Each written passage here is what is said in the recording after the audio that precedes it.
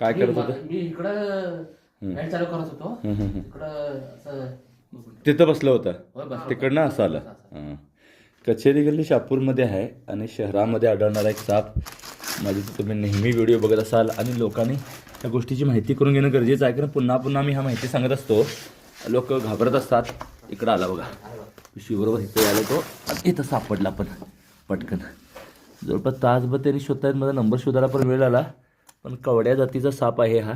आणि घरात असा अचानक त्यांनी सांगितल्याप्रमाणे बाथरूम किचनमध्ये दिसणारा हा साप आणि हा प्लाऊडशी मॅच होतोय बघा, म्हणून हा मण्यार नाही आहे.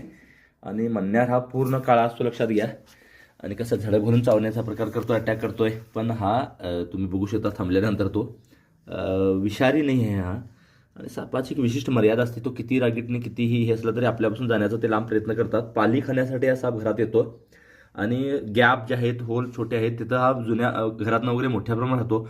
शहापूर हिंदवाडी परिसरात हा जास्त साप आहे. आणि म्हणजे कॉमन लक्षात झुरळ मुंगी आहेत तसा हा साप घरात राहतोय. त्यामुळे काय मोठं हे नाही आहे, लक्षात घ्या.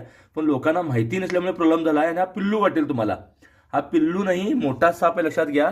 ही जातच अशी लहान असते, त्यामुळे हा पिल्लू आहे का असं आपल्याला शंकायला लागते. आणि किचन बाथरूममध्ये रात्री अपरात्री किंवा सकाळी पहाटेवर हा साप दिसतोय.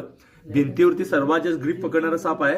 रागीट सापामध्ये याचा दुसरा क्रमांक लागतोय. कॉमन उल्फ स्नेक किंवा कवड्या ह्या सापाला म्हटलं जात आहे. फार विषारी असणाऱ्या मण्यार सापाशी हा मिळता जुळता असतो. कवड्या बिनविषारी असतो.